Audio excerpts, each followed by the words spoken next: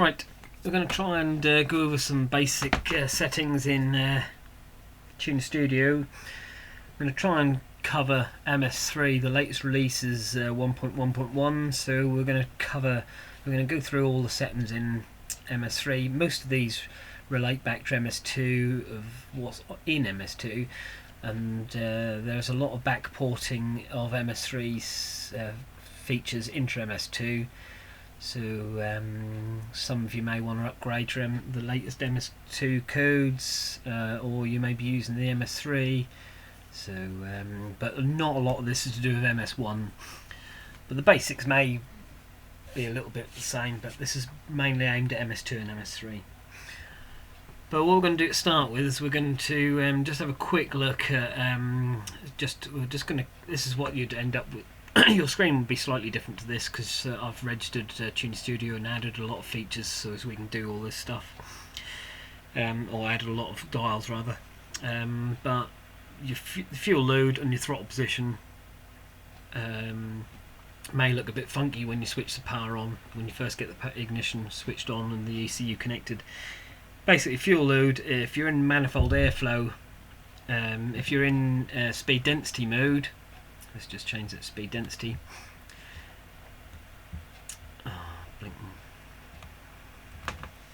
Just cycle the power. You'll see the fuel load goes up to 100% or 99.9. That's basically barometric. That's the atmospheric pressure because the engine's not running.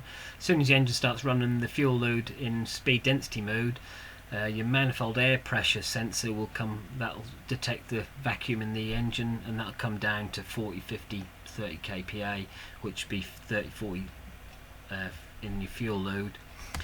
Just to quickly show you, you'll see here. This is the fuel map. This is a fuel map. It's my fuel map. At the moment, that's up to 100, which is 100 kPa. It's atmospheric pressure.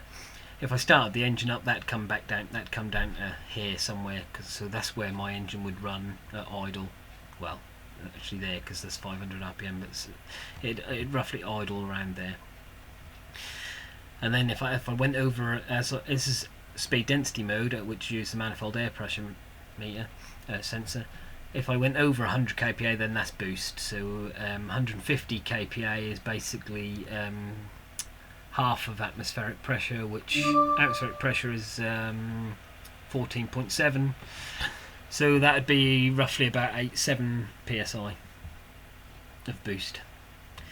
But enough of that. We are going to also go back to alpha N, and you will see that the fuel load is now gone to the same as the throttle position sensor. Just let me cycle the power.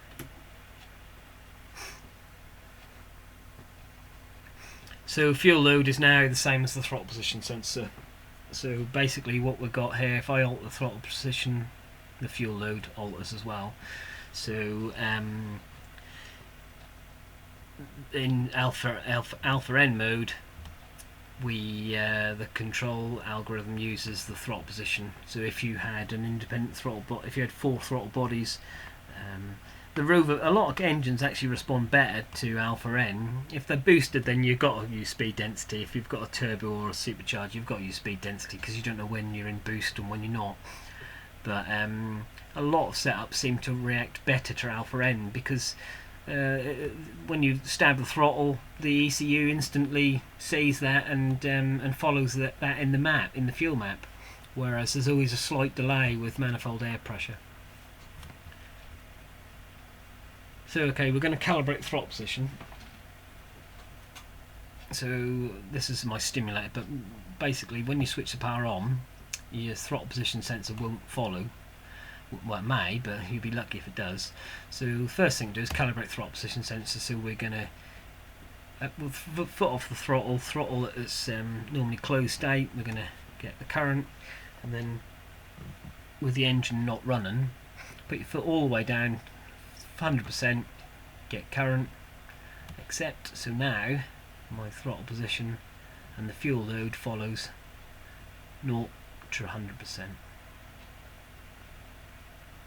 So that's that calibrated.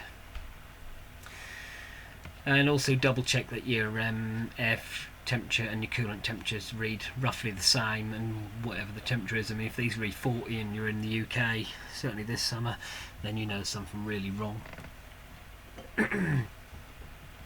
Right, so we're just going to go through a few settings. Required fuel. This is what the ECU uses to figure out. So the fuel table, the VE table, is just as a table full of numbers from 0 to 255. You can have it up to, but in order to keep them numbers real, so you keep them within a sort of limited scale, because you don't want to be up to running up to values of 200, 255, and then down to values of 100.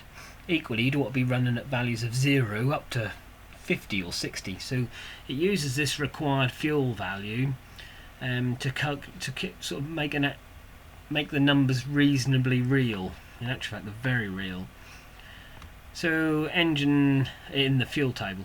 So put in your engine size. I've got 5.325 cc. Number of cylinders 8. Injector flow rates in cc or pounds, whichever you've got.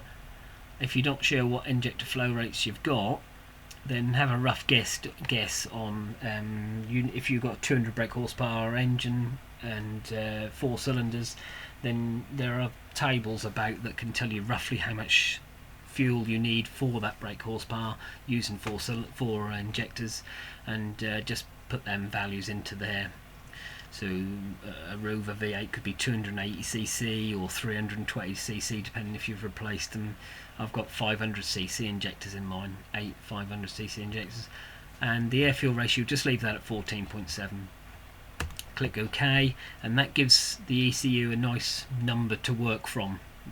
The number is irrelevant as to its actual value, but that's used in the calculation. So as long as you've got a value between, say, 5 and 15, 20, if you've got values of 40 or 1, then you've done it wrong. There's something really wrong here. Control algorithm. This is duplicated elsewhere in the software, but speed, density or alpha N are the only two I tend to use. If you know what the others are, if you've got a mass airflow meter and you want to wire that in, then you'd know more than this tuition is going to teach you.